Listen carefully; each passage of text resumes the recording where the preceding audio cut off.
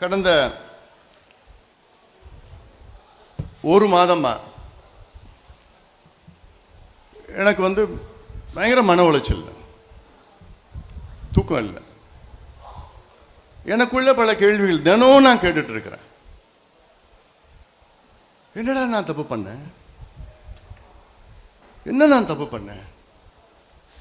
தூங்குறதுக்கு முன்னாடி இதுதான் எனக்கு மனசுல படும். தூங்கி எழுந்த உடனே எனக்கு ஒரு கேள்வி, என்ன நான் தப்பு பண்ணேன்?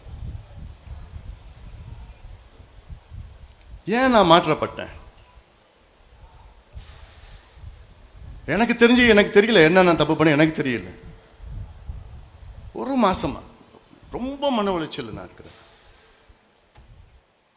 என்னுடைய நோக்கம், என்னுடைய லட்சியம், என்னுடைய கனவு எல்லாமே ஐயாவுடைய கனவு, ஐயாவுடைய லட்சியத்தை நிறைவேற்றுவதுதான் என்னுடைய கனவு.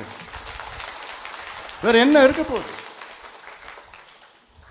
இவ்வளவு காலமா ஐயா என்னென்ன சொன்னாரோ அதை செய்து முடித்தவன். இனியும் ஐயா என்ன சொல்கிறாரோ அதை நிச்சயமாக ஒரு மகனாக, கட்சியின் தலைவராக நிச்சயமாக அதை செய்து முடிப்பேன் நான். அது என்னுடைய கடமை. அது என்னுடைய கடமை. அது நம்ம இலக்கு என்ன? சமுதாயம் முன்னேறினால் தமிழ்நாடு முன்னேறும். தனிப்பெரும் சமுதாயம், கேரளாவில் ஈழவர் சமுதாயம் இருக்கின்றார்கள். அவர்கள் தனிப்பெரும் சமுதாயம். அவர்களுக்கு அங்கே 14 விழுக்காடு இடஒதுக்கீடு. தமிழ்நாட்டில் வன்னியர்கள் தனிப்பெரும் சமுதாயம். எதுவும் கிடைக்கல. நேற்று கூட ஒருத்தர் வந்தார், எனக்கு பத்திரிக்கை வச்சுட்டு போனார்.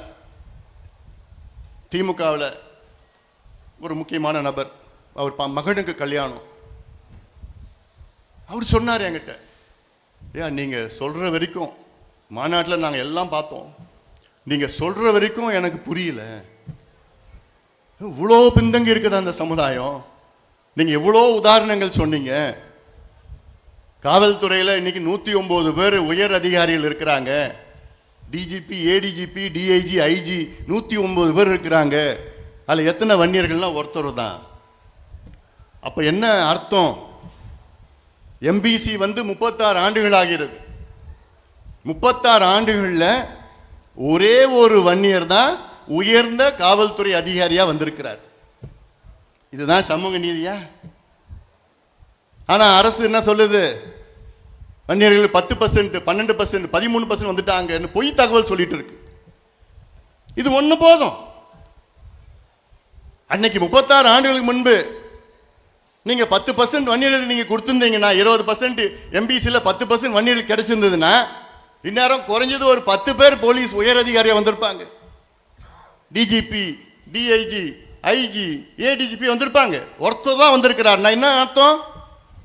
நமக்கு 1% தான் கிடைக்குது இடஒதுக்கீட்டில், 20%. இதுக்கு தான் உயிர் நீத்தாங்களா? இதுக்கு தான் தியாகம் செஞ்சாங்களா? நத்தமேட்டில் தியாகம் செஞ்சாரு மயில்சாமி, இதுக்கு தான் செஞ்சாரா?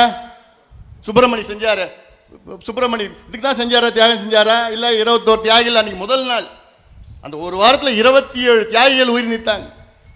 அன்னைக்கு அந்த ஒரு வாரம் சாலை மறியல் மட்டுமல்ல, இது வரைக்கும் நூற்றுக்கணக்கானவர்கள் இந்த இயக்கத்திற்காக, கட்சிக்காக. நான் கேட்கறது என்ன?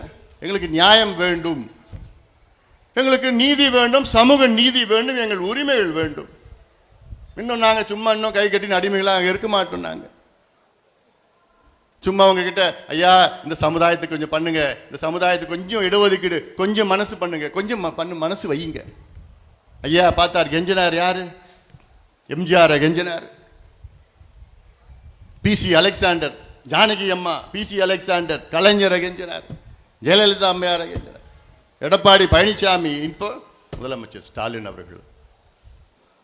அதனால்தான் நான் சொல்றேன், இனி வரும் காலம் நம் காலம். நம்ம எல்லாம் ஒற்றுமையா இருங்க.